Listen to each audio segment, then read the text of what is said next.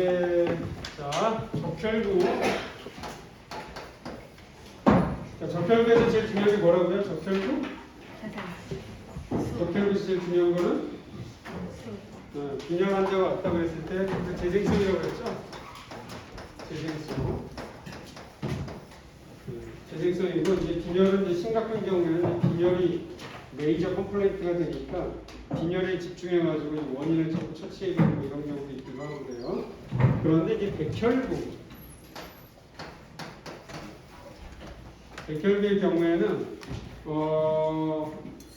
백혈구는 이 한 가지 질병들을 제외하고는 사실은 백혈구 검사하는 게 그렇게 도움이 안 되는 경우가 많이 있었어요. 왜냐하면 백혈구 변화가 되게 질병에 대해서 보면 특이성이 없어요. 비특이적이다. 아주 비특이적이기 때문에 사실 이 백혈구 검사 안 해도 처치하고 치료하고 이런 경우가 있어요. 그러니까 초창기에는 요즘은 다 이제 기본 CBC 장비를 다 갖추긴 하지만 예전에는 CBC 장비 갖추지 않는 원장님들도 있고 그랬어요. 뭐 그럴만 해요. 이해도 가고 그런 부분이 이제 프로그램인데, 이제 백혈구에서는 이제 제일 중요한 게 뭐냐면 백혈구는 그 감별계산이라고 해서 감별계산. 그 백혈구가 이제 종류가 여러 가지가 있거든요. 그 종류를 감별하는 게 중요합니다. 중요할까? 나도 중요하긴 해요. 네. 나름 의미는 있으니까. 네. 감별계산. 백혈구 종류가 몇 가지가 있는데 그 종류별로 그러니까 비율을 따져가지고 이제 그 절대치가 얼마나 되는지 이거 알아보는 것도 중요하고. 그 다음에 이제 또 한 가지는 도말표본에서 검사하는 거. 도말 검사. 도말은 어떤 경우에 아까 제가 이제 고양이 백혈병 케이스 보여드렸던 것처럼 그렇죠? 그거는 도말표본 검사하지 않으면은 관찰하지 않으면 진단할 수가 없죠. 그렇죠? 백혈병과 관련된 부분이라고 보시면 되겠죠. 백혈병 진단에 있어서는 제일 중요한 게 도말표본 보는 거예요. 도말표본 보면은 몇 가지 그 원칙이 있어가지고 그 원칙에 부합하면은 백혈병이라고 진단할 수가 있거든요. 그거는 장비를 가지고 할 수가 없는 부분이에요.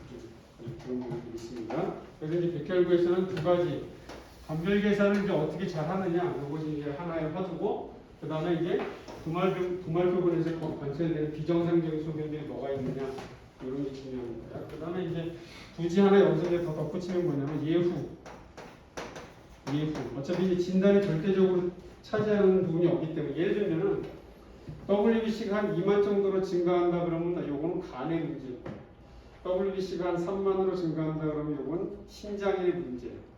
WBC가 한 5만 정도 증가한다 그러면 이건 췌장의 문제. WBC 한 6만 정도 증가한다 그러면 이건 심장의 문제. 그러면 얼마나 좋겠어요, 그렇죠? 근데 전혀 그렇지가 않다는 거죠. 전혀 그렇지가 않다. 그래서 이제 백혈구가 찬밥이죠. 다만 어떤지 보통의 경우는 감염성이긴 한데 이 감염성 질환에서 이 WBC의 변화를 보는 것은 되게 의미가 있습니다. 특히 이렇게 예후, 다르게 말하면 이런 겁니다. 치료 반응 또는 관찰 목적으로는 아주 중요한 거예요. 그러니까 일반적으로 쉽게 말하면 어떤 환자가 이제 예를 들어 파이메트라 어떤 감염 환자가 WBC가 5만이었는데 증상이 개선되면서 WBC가 떨어진다 그러면 이거는 좋을까요? 나쁠까요? 증상이 완화되면서 WBC가 떨어져. 그러면 좋을까 나쁠까요? 당연히 좋은 거죠, 그렇죠? 올라갔으니까 이제 원래대로 돌아오면 좋은 거죠, 그렇죠? 이런 식으로. 근데 이제 진단을 해가지고 처치하는데 WBC가 안 떨어져. 그럼 이건 뭐예요? 치료가 효과가 있을까 없을까요? 그렇죠. 병증이 진단이 돼서 약을 처치하는데 WBC가 안 떨어지면 문제가 있는 거죠. 그렇죠? 진단이 잘못됐거나 약이 제대로 그렇죠. 처치가 제대로 잘 안 됐거나 뭐 이런 문제, 이런 식으로. 그나마 그냥 뭐 어떻게 의미를 찾을 수 없는데 그나마 그 의미를 부여하는 거죠. 자, 근데 이마저도 이제 지금은 이제 뭐냐면 이 적혈구계에서는 이 재생성 검사라는 것이 재생성 검사가 어떻게 보면 이제 진단 측면에서 한 획을 그었다 그러면은 이 백혈구 측면에서는 뭐냐면 아까 제가 잠깐 그 통과제일 병원에서 이제 보였던 건데 이마저도 사실 CRP, 고양이는 뭐 SAA 같은 이런 단백질 검사가 되면서 그나마죠 그냥 뭐 나름 사실 옛날에 이 루코그램 중에서 예후나 모니터링 평가하는 부분은 뭐냐면 임상병리에 관심이 많이 있으면서 어느 정도 실력이 있다는 것을 좀 뽐내는 부분이기도 했거든요. 사실은 수의사로서도 왜냐면 이 부분이 이제 나름 적혈구 쪽에 백혈구 쪽에서는 좀 깊이 있는 부분이기 때문에 근데 이제는 CRP나 SAA 이런 검사들이 일반화되면서 뭐 굳이 도말톱은 안 봐도 돼요 사실 굳이 네, 왜냐면은 백혈구보다 더 민감하기 때문에 이 지표들이 민감하기 때문에 사실 여러분들이 혹시 병원에 입원할 일이 있었는지 모르겠는데 감염증으로 혹시 있나요? 자기가 한번 입원한 적이 있다 감염증 없나요? 한번 입원해 보실 필요는 없고 안 하는 게 있겠죠 그렇죠? 네, 감염증으로 입원하게 되면은 예를 들어서 뭐 기관지 폐렴이 와서 내가 입원했다 그러면은 당연히 여러분들 중에 공부한 게 있으니까 그렇죠? 간호사나 선생님들이 얘기하는 백혈구 어쩌고 저쩌고 얘기를 들을 거 아니에요 그렇죠? 그런데 또 듣게 되는 게 뭐냐? CRP가 안 떨어져 백혈구가 정상으로 들어왔는데도 CRP가 안 떨어지면은 퇴원을 못 해요 그러면 하루 입원비 최소 6만 원에서 10만 원 그렇죠? 안 떨어지 CRP가 떨어져야 됩니다 사람에서도 중요하고 개에서도 중요하고 고양이에서는 약간 성격이 다른데 SAA 그 다음에 이제 또 이 간별 계산도 요즘에 또 AI 시스템이 또 좋아지고 있잖아요 그렇죠? 스캔 장비들이 또 좋아지고 있어가지고 슬라이드 스캐너 요즘에는 슬라이드 혈액도말표부터 직접 만들고 염색도 하고 그 다음에 장비를 딱 올려놓으면 알아서 이 장비가 스캔을 다 해가지고 간별 계산 다 해줘요 그 다음에 내 생각에 AI 생각에 좀 이상하다 싶은 거는 사진을 다 찍어줘요. 여러분 이제 사진을 참고하세요 이런 식으로 해주는 장비도 있어요. 좀 비싼 거 없이 한 1억 정도. 네. 이것도 이제 언젠가는 이제 나중에 이제 뭐 이게 이제 일상 상용화 되는 어떤 시점이 또 있겠죠, 그렇죠? 가격도 저렴하면서. 점점 이제 할 게 없어지긴 하지만 공부하는 입장에서는 다 알아야 되니까. 도말표 만드는 거는 보셨으니까 될 거겠죠? 그러면 이제 검사, 이 간별 계산은 이제 당연히 또 이제 카운트가 이제 또 동반이 되게 되는 거잖아요. 그러니까 카운트가 되게 되는데, 카운트하는 방법은 이제 원래는 적혈도 마찬가지지만 헤마사이토미터. 그러니까 첫 시간에만 이제 보여드렸는데, 요즘은 이제 이런 거 강의할 필요가 없습니다, 사실. 여기 일정 비율의 혈액을 섞을 수 있는 이 튜브가 있어요. 특수하게 제작된. 그래가지고 특수하게 제작된 뭐 이렇게 눈금이 많은 이런 슬라이드가 있습니다. 혹시 생략 시간에 실습했었나요? 혈구 계산판 알죠? 그렇죠? 그래서 한 방울 떨어뜨린 다음에 커브 글라스 덮어서 이제 몇 개 구에 카운트 해가지고 뭐 곱하기 몇 하면 뭐 마이크로그램 얼마 나온다, 그렇죠? 이거는 이제는 거의 이제 강연 필요가 없어졌죠, 그렇죠? 박물관 수준에서 나오는 보시는 일인데, 근데 이게 이제 아직도 필요한 경우가 있어요. 왜냐면 어디냐면 종에 따라서 특히 조류나 파충류 같은 경우에는 RBC가 핵을 다 갖고 있거든요. 핵을. 근데 이 기존 이 자동화 장비는 다 뭐냐면 기본적으로 RBC를 다 용혈을 시켜야 돼요. 일단은 용혈. 그래야 이제 헤모글로빈 농도도 측정할 수 있기 때문에 다 용혈을 해야 되는데, 핵이 있는 조류나 파충류 이런 적혈구들은 헤모글로빈 부분은 다 벗겨져도 핵이 그대로 남아있거든요. 그러니까 이게 백혈구인지 유해적혈구에서 나온 핵인지가 감별이 안 되는 거예요. 그래가지고 조류나 파충류 연구하시는 분들은 어쩔 수 없이 지금도 여러분들이 생략 시간에 배웠던 대로 희석을 해서 혈구 계산판에 올려가지고 현미경 보면서 딱딱딱딱 하면서 이렇게 카운팅을 해야 되는 번거로움이 있죠. 물론 이제 시스맥스라는 회사에서 이 조류나 파충류의 혈구들도 백혈구도 카운트할 수 있는 장비를 출시했다는 얘기 들었는데 아직 제가 본 적은 없고 하여튼 그런 얘기는 들었습니다. 네, 그런 얘기를 들었는데 그걸 할 수 있다는 거는 참 대단한 거죠. 이론적으로는 불가능해요. 이 카운트하고 간별 계산하는 방법은 이제 자료에 나눠져 있긴 한데 제가 따로 좀 모아봤습니다. 이거 기억나시죠? 그렇죠? 나는 반자동이긴 하지만 요 원리를 자세하게 좋긴 한데 아무래도 요 회사가 더 이상 개발 안 하는 게 맛있기는 한데 이거 기억나시죠? 버피코트 연층, 그렇죠? 연층에 이제 백혈물이 집중되어 있다고 했잖아요, 그렇죠? 그다음에 요 안에는 PCV 원심 분량이 되면은 그래서 이 연층을 확대하기 위해서 여기다 이제 유리 막대를 집어넣고 여기에다가 뭐 DNA하고 RNA하고 그다음에 리포프로테인을 염색할 수 있는 형광 염색을 붙여놓는다고 했잖아요, 그렇죠? 그런 다음에 반응시켜가지고 DW를 이루면 대충 값이 나온다고 했죠? 기억나실까요? 그래서 여기 PCV인데 이 그림 가만히 보시면은 원심 분리에 의해서 백혈구가 있는 층은 딱 정해져 있거든요. 이 층에서 이 세 가지 염색약, 세 가지 성분을 염색하는 그 형광 염색에 의해서 대충 러프하긴 하지만 포상구하고 단핵구하고 호중구 쪽을 감별할 수 있는 방법이 이제 생기는 거예요. 신호 강도에 따라서. 그래서 이제 했었는데 요즘은 이제 그걸 잘못해서 또 정확도는 좀 떨어지긴 하니까 그럼 어쨌거나 이제 처음에는 이런 식으로 감별 계산을 했습니다. 그래서 가끔 이 장비를 운영하시면서 결과를 문의하시는 원장님이 계시는데 이번에 이렇게 나와주고 WBC가 몇 개가 있고 과입구가 몇 개, 림프모노 하나로 묶음으로서 몇 개 이런 식으로 레포트가 돼요. 이런 식으로 아쉽긴 하지만 이런 식으로 레포트가 됩니다. 그래서 이제 QBC로 이렇게 검사를 수행하는 겁니다. 그래도 멀리서 따져봤을 때는 백혈구를 그냥 면층에다가 다 모아놓은 다음에 염색하는 거니까 그나마 좀 나아요. 그래도 이거를 사실 좀 더 손쉽게 검사할 수 있게 좀 기술 개발을 했으면은 병원에서 쉽게 감별 개선을 할 수 있지 않을까 싶은데 벤처 회사여서 그런지 거기서 거절하지 않아서 아쉽긴 하더라고요.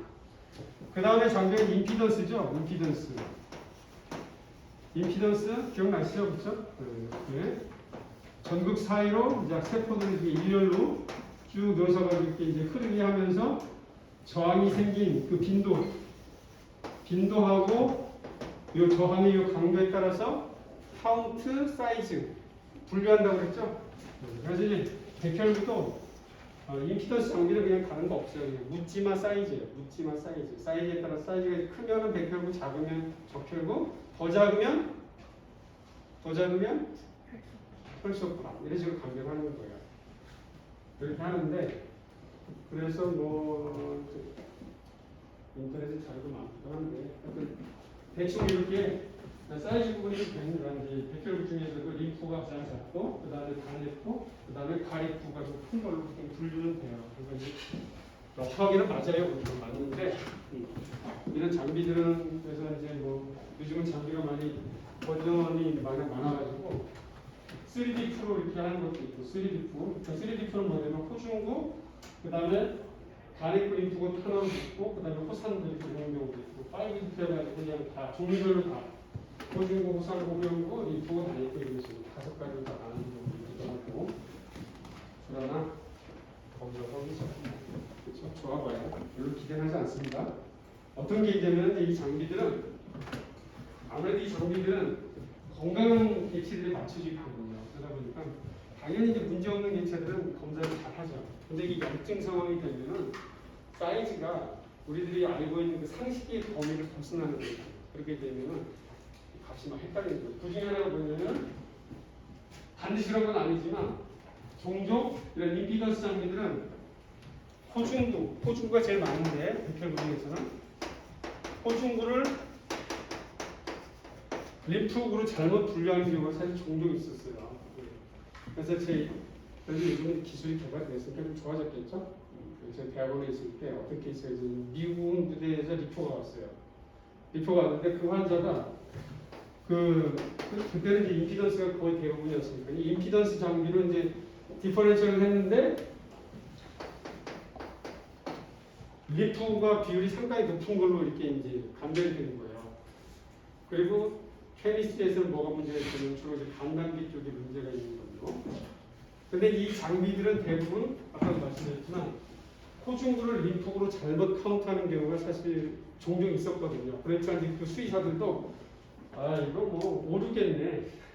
오류겠네. 그리고 케미스트리에서 간과 관련된 수치들이 증가가 됐으니까 아 얘는 그냥 간 쪽에 문제가 있다. 헤파틱 페일리어 이렇게 진단해가지고 치료하다가 반응이 없어서 학교로 내려오는 리포가 되는 거예요.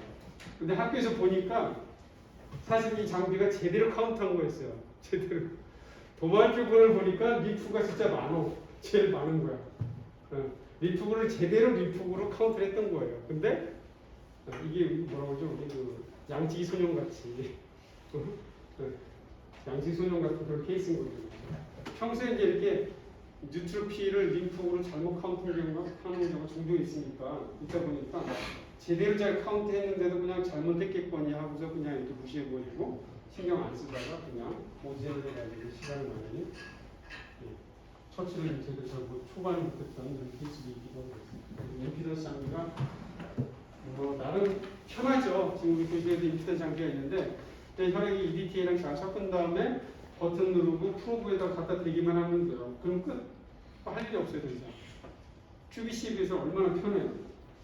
그런데 뭐 적혈구 치면 재생성 검사도 제대로 안 되지. 그다음 가끔 이렇게 리프가 호중도 헷갈리지 이렇게 되니까 이제 좀 어려운 점이 있는 거죠. 이것은 임피던스 장비.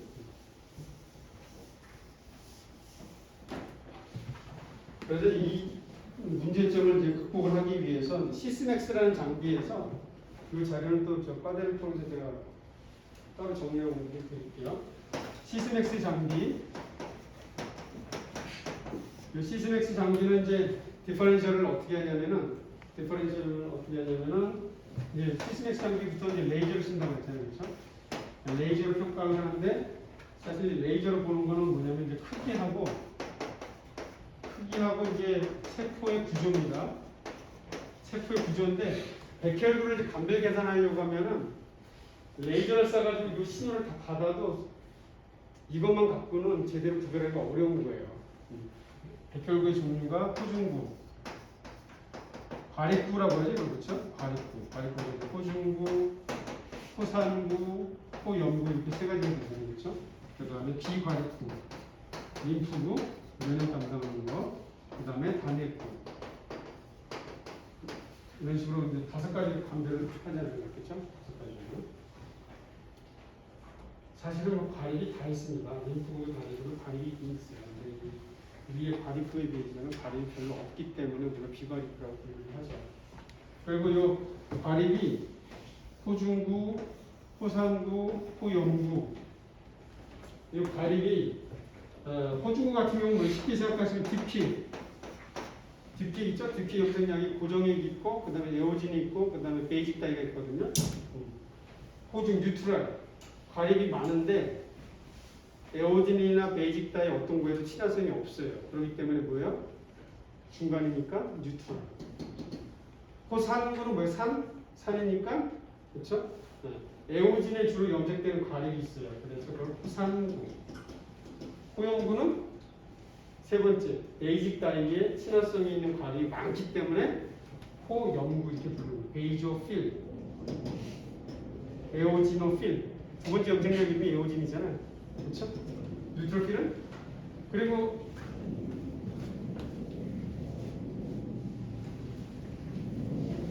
여기도 보면 이게 호중구잖아요. 호중구. 근데 과립이 보여요, 안 보여요? 세포질이 염색됐어요, 안 됐어요? 이게 호중구인데 호중구는 과립구잖아요, 그렇죠? 과립이 안 보이죠? 염색이 안 됐잖아요, 그렇죠? 어떻게 된 거죠, 그렇죠? 네. 로마노프스키 염색에서는 과립이 안 되는 거예요. 없는 게 아니고. 그래서 그걸 이게 뉴트럴하다고 표현하는 거예요, 뉴트럴. 호중구, 호중구. 이걸 이제 감별을 해야 되는데 항상 기본은 뭐냐면 일단 적혈구를 제거해야 됩니다. 적혈구의 혈소판을 제거를 해야 돼요. 라이징을 통해서 제거하고 그 다음에 시스맥스부터 레이저를 쓴다고 했는데 이거는 이제 레이저를 가지고 해보니까 당연히 신호가 나올 거 아니에요. 그렇죠? 통과하는 신호, 중간에 들어갔다가 사이드로 뻗어나가는 신호가 있을 텐데 그걸 다 받아서 분석을 해도 답이 안 나오는 거예요. 이게. 그래서 세포가 뭐 거기서 거기거든요. 또. 그러니까 이제 이 레이저를 쓰면서 또 항상 같이 해야 되는 게 뭐냐면은 적절한 형광 염색을 반드시 써야 돼요. 어쩔 수 없이. 형광 염색. 아까 임피던스는 염색 단계가 없죠. 그 다음에 아까 QBC는 원심 분리한 다음에 염색을 했었잖아요. 그렇죠? 그리고 QBC가 사실은 상당히 앞서갔던 기술인 거예요. 이게 앞서갔던 기술인데 너무 안타까워요. 생각하면 생각할수록 너무나 좋은 기술들이 많이 담겨있는 장비인데 너무 안타까워요. 개발자가 있으면 좀 만나서 얘기 좀 하고 싶어. 이거 한번 다시 한번 우리 불을 지켜보자 이거. 형광 염색을 안 할 수가 없습니다. 그래서 형광 염색을 해가지고 이제 디퍼런셜을 하는 거예요.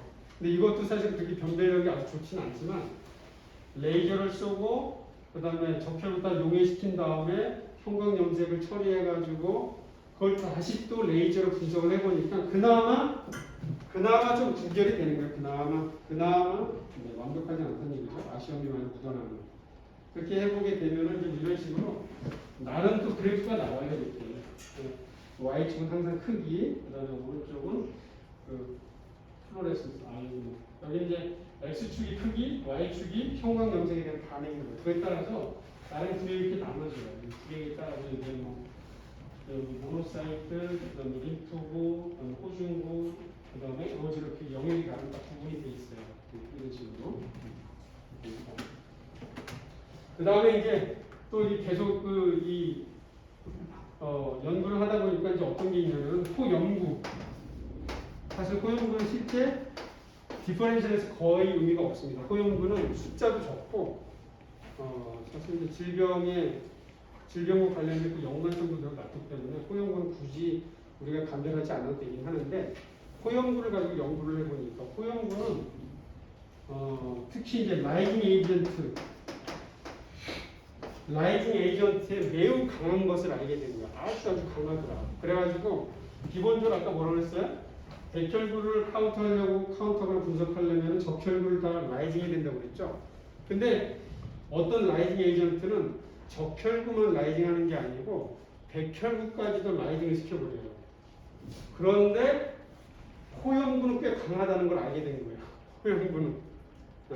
호연구는 꽤 강하다. 그래가지고 호연구는 나오고 그러면 당연히 이 기계를 만든 사람도 생각하기 좋죠. 호연구 세네? 그러면 호연구 카운트만 따로 하기 위해서 그 라이징 에이전트를 적용하면 되겠구나. 이렇게 해서 이 호연구 채널이 또 따로 있는 거예요. 따로. 그래서 이제 시스맥스부터는 이제 호연구 채널이 따로 있어요. 그래서 그래프가 또 따로 이렇게 표시가 돼요. 호연구가 나오면 배속길 구역이 있는데 호연구가 따로 정확하게 표현이 됩니다. 그런데 이제 아쉬운 점은 뭐냐면 호연구 아까도 말했지만 감별 계산하면서 저도 지금까지 본 게 한 3번 정도밖에 없어요. 호연구는 잘 보는 게 별로 의미가 없거든요. 그러니까 안 봐도 돼. 호연구를 무시해도 돼요.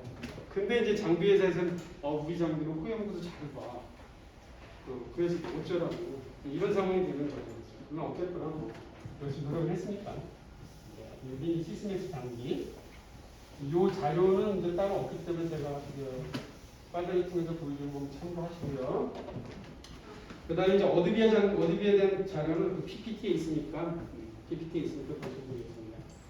아까 이 시스맥스 장비도 백혈구를 2번 분석하는 거거든요. 뭐냐면 처음에는 그냥 카운트만 검사하기 위해서 이제 레이저 분석을 하고 그 다음에는 면역 염색을 한 다음에 또 분석을 하는 거예요. 2번 분석을 하는 건데 어드비아 장비는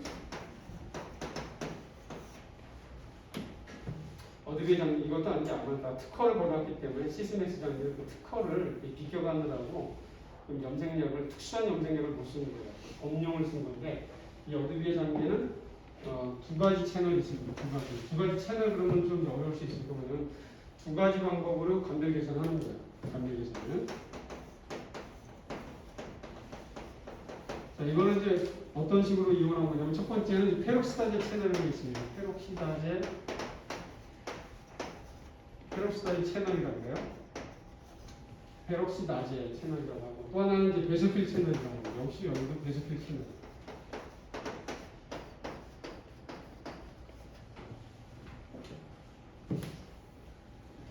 페록시다제 들어봤죠? 페록시다제? 이거가 관련된 그 수소 이름이 뭐더라? 수소화물. 페록시다제 그럼 나오는 그 수소화물 있죠? 무슨 수소? 그 과산화수소, 그렇죠? H2O2, 페록시다제, 그렇죠? 네. 그러니까 이제 세포에는 효소가 되게 많잖아요, 그렇죠? 효소가 있으니까 이제 효소가 있는지 없는지 또는 효소를 감별하기 위해서 어떻게 할 수가 있냐면은 그럼 이 페록시다제가 많은 세포들한테는 페록시다제에 반응하는 기질을 반응시키면 뭔가 나올 거 아니에요. 반응산물이 나오겠죠, 그렇죠? 그 반응산물을 분석하면 거꾸로 숫자를 카운트할 수 있을 거 아니에요. 그렇죠? 페록시다제가 있으니까. 네. 그러니까 이제 그거를 이용한 방법이 페록시다제 채널이에요. 페록시다제. 이것이 이제 어느 정도 어떻게 이제 사실 대단한 장비긴 한데, 자, 이거 이제 여러분 PPT 자료에 보면 이 그림이 있습니다. 이 그림이 그냥 뭐 재미있으라고 이제 그리는 그림이 아니고 일러스트레이션이 요거를 잘 보시면은 아, 이 검사 원리가 뭐구나 알 수가 있어요. 적격으로 마찬가지로 이제 보면 페록시 스테이라는 게 있죠.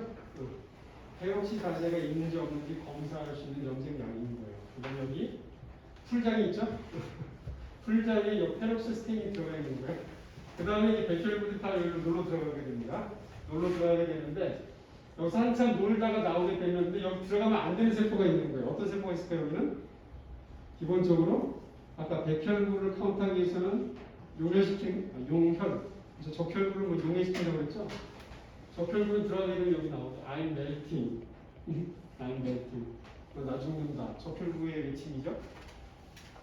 여기서 이제 백혈구들이 한참 놀다가 나오게 되면은 페록시다제가 있는 애들이 이렇게 알록달록하게 염색이 되는 거예요. 네, 근데 재밌긴 하죠. 너 여전히 창백하다? 이런 게 뭐냐? 림프구나 이런 거는 페록시다제가 없거든. 근데 여기서 아무리 열심히 놀아도 염색되는 게 없어요. 똑같아요, 그냥. 네, 그러나 이제 과립구나 간입구 이런 세포들은 페록시스테인 풀장에서 열심히 놀다가 나오게 되면은 알록달록하거든요. 이거를 이제 레이저로 분석을 해가지고 분류를 하는 거예요. 감별 계산을. 사실은 이제 백혈구 종류별로 보면은 이렇게 페록시다제 활성도가 달라요. 아무래도 강한 게 여기 호중구 쪽, 가래구 기역이 페록시다제 반응성이 되게 강합니다. 그다음에 가래구가 약간 있고, 그다음에 림프구 쪽은 없어요. 사실은 이제 이 페록시다제라는 게 이제 어떤 때 쓰는 거냐면은 고전적으로는 뭐냐면 백혈병 환자가 있을 때 그 백혈병 세포가 림프구에서 유래했는지 아니면은 이렇게 과립구나 간액구에서 유래했는지 알려고 할 때 처음에 하던 검사가 바로 이 페록시다제 검사라는 게 또 있어요. 그런 걸 이제 사이트 케미스트라고 하는데 사이트 케미스트 세포화학 검사. 세포화학 검사라는 게 있습니다. 이렇게 세포화학 검사. 이거를 이제 장비로 자동화하는 건데 대단해요.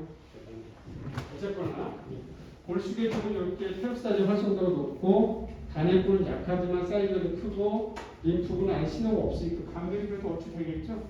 그렇죠? 그래서 나름 정확해요. 그래도 나름 정확하다. 그래서 이제 돌리고 나면은 결과가 이런 식으로 스캐터 하게 됩니다. 그래서 나름 영역이 또 구분이 돼요. 이렇게 림프구, 그다음에 여기 모노사이트인가? 6번. 이걸 모노사이트, 뉴트로필, 에오지노필 이런 식으로 나름 수액이 구분이 됩니다. 아시겠죠? 그래서 이게 포트가 되고 그 다음에 이제 이 베서필 채널은 뭐냐면 아까 제가 이제 시스맥스에서 했던 얘기랑 똑같은 거예요. 여기는 이제 거기서는 좀 강한 리에이전트 중에서 좀 강한 리에이전트를 이제 처리한 건데 이 어드비아 장비에서는 이 베서필 검사하기 위해서 라이징 에이전트를 2개를 섞은 거예요. 2개를 섞고 보니까 역시 그 상황에서도 베이조필만 형태가 제대로 유지가 되고 나머지 적혈구는 당연히 그냥 다 용혈되고 나머지 백혈구들도 좀 용해가 되면서 형태가 일그러진 걸 알게 된 거예요. 그걸 가지고서 감별을 또 시도하게 된 거죠. 그래서 사실은 이제 사용하는 시약들이 되게 센 거예요. 요게 이제 베이조필 채널에 대한 일러스트레이션인데 베이졸 라이즈 스틱 클럽이라고 나오죠. 그렇죠? 노 RBC 얼라우드. RBC는 들어오면 안 되고 용혈제니까. 그렇죠? 여기서 이제 두 가지 용혈제를 처리하는 거예요. 그렇게 되면 어떻게 되냐면은 그렇게 되면 어떻게 여기 앉아 있는 이 형태가 다 갖춰진 것들은 뭐냐면 다 호염구예요. 호염구. 호염구들은 두 가지 라이징 에이전트를 처리해도 형태부터 유지가 돼요. 그러나 여기 위에 적혈부터 알죠. 그렇죠? 이렇게 핵만 남아있는 것들이 다 뭐냐면 다른 백혈입니다. 호영구 외에는 두 가지 염색약에 노출이 되면 세포이 다 벗겨져 버리고 핵만 남는 거고 이걸 가지고 평가를 하는 거예요. 그래서 이제 또 토탈 카운트도 하고 나름 감별 계산도 하는 거죠. 이제 레포트가 되는 것이 이런 식으로 레포트가 됩니다. 그래서 이제 이렇게 이제 빨간 구획하고 보라색 구획으로 이렇게 레포트가 되는데 나름 구획에 따라 위치가 다 정해져 있어요. 그래서 주로 이제 이 파란 구획에서는 단핵과하고 림프구, 그다음에 보라색 구획에서는 뭐 호중구, 호산구, 그다음에 밴드스, 미성숙한 호중구 이런 것들이 여기 분포가 되죠. 근데 이것도 사실은 이제 사람 호영구를 갖고 이제 연관 결과에 기초한 적용이라서 개고양이에서 좀 안 맞는다는 얘기도 있어요. 근데 아까도 얘기했지만 호영구는 감별 계산 중에서 사실은 중요도가 매우 낮거든요. 거의 없어도 돼요. 호영구 감별 안 해도 되는데 그래도 뭐 저한테 있으면 뭐 그렇다니까 그렇죠? 하니까 이런 식으로 이제 그래서 이제 실제 어드비어 장비로 계산하는 건 다 이제 PPT에 있는 자료입니다. 하게 되면 이런 식으로 건강한 고양이 이런 식으로 연두색이 단핵구, 뉴트로필, 그 다음에 그 베소필 채널, 이것이 페록사이드 채널, 이 채널이 두 개가 나와가지고 가별 계산이 이제 잘못되는 겁니다. 이런 식으로 제공이 됩니다.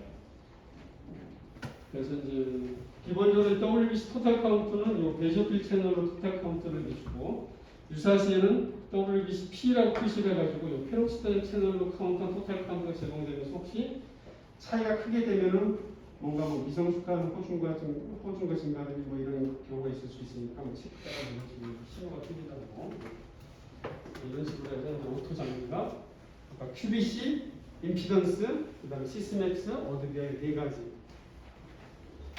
참 노력은 많이 했죠, 그렇죠? 나름 첨단 과학 기술의 총알이라고 할 수가 있는데 특히 어드비아 장비 같은 경우는. 그래도 좀 아쉬워요. 임상가 입장에 있어서는 많이 아쉽다. 그래서 이제 요즘은 이 감별 계산을 이제 많이 감별 계산의 수고를 많이 벌어주는 게 뭔지 아까 얘기했죠. CRP하고 SAA라는 이런 글로벌링입니다. 글로벌링. 사실은 이제 요즘은 감별 계산도 중요하고 형태 분석하는 것도 중요하지만 이 두 가지가 어떤 피지올로지로 변태 생리로 움직이는가 이걸 아는 게 사실은 임상 수의사한테 굉장히 중요한 거예요. 글로벌링. 쉽게 말하면 뭐냐면 예를 들어서 어딘가 염증이거나 창상이 있잖아요, 그렇죠? 그러면 이제 사이토카인이 분비가 되겠죠. 그러면 먼저 증가하는 게 뭐냐면 바로 CRP, SA 이런 게 증가하는 거예요.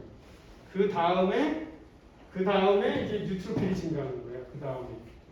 그러니까 당연히 둘 중에 하나 선택한다면 어떻게 선택하겠어요? 당연히 이게 더 낫겠죠, 그렇죠? 그리고 CRP나 SA 같은 경우는 어떤 원인에 의해서 증가하잖아요? 치료가 제대로 되면 그냥 감소해요. 되게 직관적이고 심플해요, 그냥. 그런데 이제 나중에 여러분들의 머리를 좀 아프게 하는 게 뭐냐면 호중구의 변화는 상당히 복잡하거든요, 사실. 상당히 복잡해. 상당히 복잡하다. 이걸 이제 여러분들한테 지금 풀면 너무 이제 힘들어지니까 그렇죠? 그럼 이제 시험 끝나고 다음 시간에 조금씩 풀어드리도록 하겠습니다. 그래서 글로불린 얘기를 좀 하고 글로불린 케미스트리에서는 뭐냐면 토탈 프로테인이 있고 그 다음에 알부민이 있고 그 다음에 글로불린이 있습니다. 글로불린. 케미스트 항목에 총 단백질이라는 게 있어요. 총 단백질이 있고 그 다음에 알부민과 글로불린. 글로불린 그러면 여러분들이 기억나는 게 어떤 게 있죠? 글로불린 그러면 림프 관련된 거? 글로불린, 항체, 뭐라고 부르죠 우리가? 이뮤노글로불린. 한글로? 면역글로불린이죠. 그렇죠? 면역글로불린. 면역글로불린이라고 하잖아요. 그렇죠? 면역글로불린. 자, 어떤 이물이나 감염체가 내 몸 안에 들어왔을 때 항체가 바로 생길까요? 바로 안 생기죠. 그렇죠? 바로 생기는 게 아닙니다. 시간이 좀 필요해요. 어떤 건 일주일 정도, 10일 정도 걸리기도 하고 항체가 안 생기는 사람도 있죠. 우리 와이프 같은 경우는 간염 백신을 그렇게 맞았는데도 항체가 없어요. 항체 잘 안 생기는 사람도 있습니다. 어쨌거나 면역 글로불린은 이런 걸 이제 뭐라고 하냐면 이제 지연형 반응 물질이라고 하죠. 지연형. 시간이 걸리니까. 근데 어떤 균체나 이물이 들어왔을 때 만약 손 놓고 있을 수는 없잖아요. 그렇죠? 초기에 반응하는 게 필요하죠? 그런 이유가 뭐냐면 바로 CRP, SAA 같은 이런 물질들입니다. 이런 걸 뭐라고 하냐면 면역 글로불린은 크로닉 페이지가 되는 거고, 크로닉 페이지가 되는 거고, 그 다음에 이제 CRP나 SAA 이런 거는 뭐가 되냐면 어큐트 페이지가 되는 거예요. 어큐트 페이지 프로테인. 급성기 반응 단백질이다 이렇게 불러요. 어큐트 페이지 또는 리액턴트 이렇게 부르고. 이런 거가 이제 그 수입 쪽에서는 사용된 지가 얼마 안 돼요. 우리나라도 한 5년 정도 전문에 이제 우리나라에 소개되기 시작해가지고 그때 이제 강의해가지고 많이 전문이 확대가 되긴 했죠. 이게 어려운 이유가 뭐냐면 항체 만드는 게 너무 어려워요. 수입 쪽에는 이제 저도 이것도 아직 미국에서는 일반화되지 않고 우리나라하고 일본, 유럽 이런 데서 많이 쓰고 있습니다. 그래서 CRP하고 SAA만 그 병폐생리만 잘 알아도 진단에 많이 도움이 된다. 아시겠죠? 자, 그래서 개별 숙제는 여러분들이 다음에 시험 보시고 그 다음 할 수 있으면 그 다음 수업 시간 전까지 뭐 예습한다 하시고 이제 개별 숙제를 하시면 좋겠는데 첫 번째는 뭐냐면 제가 오늘 설명드린 거랑 자료를 취합을 하셔가지고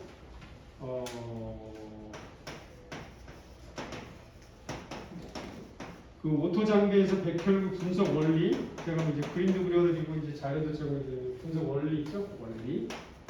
원리를 본인이 이해할 수 있는 범위 내에서 이렇게 그림도 그리고 해가지고 간단히 정리하시면 되고 그 다음에 혈구 종류 PPT 보시면은 이제 호중구부터 해가지고 단핵구까지 다양한 종류의 정상 비정상의 혈구 모양을 담은 사진들이 쭉 있습니다. 그걸 보고서 세포 한두 개 정도로 이렇게 그림을 그리셔요. 그래서 어떤 특징들이 있는지 본인이 알아볼 수 있게. 아이패드가 있는 사람은 이제 아이패드를 그리시니까 아이패드 그려서 스냅샷 해가지고 이렇게 보내줄 때고 다양한 방법을 그려야 그리면서 아주 세밀하게 관찰이 되거든요.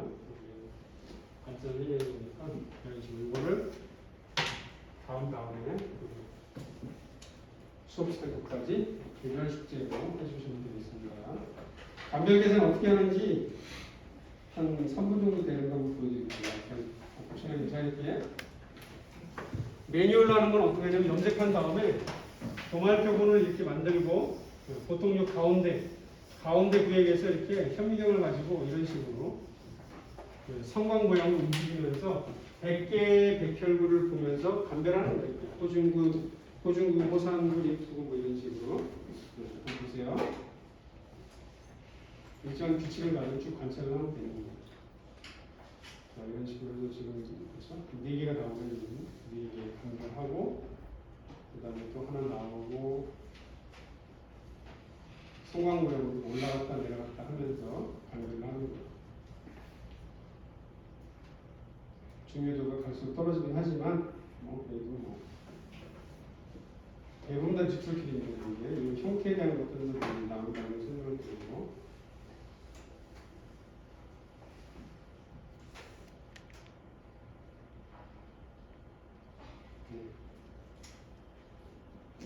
대부분 다그 직설끼리였는데 조금 형태가 다르죠, 그렇죠? 이런 건 단했고, 또 단했고 있으면 좋은 거 있고, 단했고 체크해주고.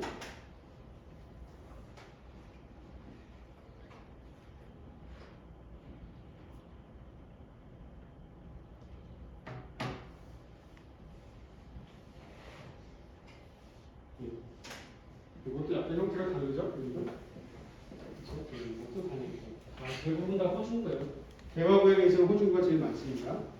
소나 마우스, 래트 경우에는 림프가 더 많아요. 적당하게 이런 식으로 지그재그로 올라갔다 내려갔다 해가지고 쭉 100개를 카운트를 하는 거예요. 여기도 조금 다른 게 나오죠? 그렇죠? 이런 거 호중구, 이거는 가만히 보면 약간 호산구성 가립이 있어요. 이렇게 호산구. 고형구는 볼 일 거의 없습니다, 여러분들.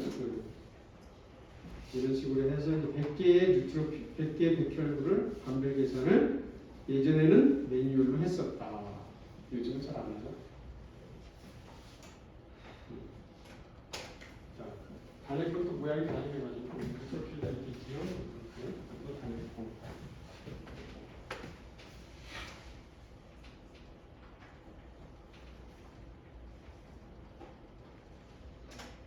동그란 거는 림프고, 림프가 간별 계산이 그렇게 어렵잖아요. 림프고 평면하고 완전히 다르죠? 원형이고 세포도 별로 없고 이런 거다 림프. 이런 식으로 해서 100개를 카운트를 하는 것이다. 됐죠? 자, 이 개별 숙제 하시면서 백혈구 종류별로 어떤 형태학적인 특징이 있는지 카운팅할 때 원리가 뭔지 정리해서 제출하면 되겠습니다. 자, 오늘 여기까지. 감사합니다.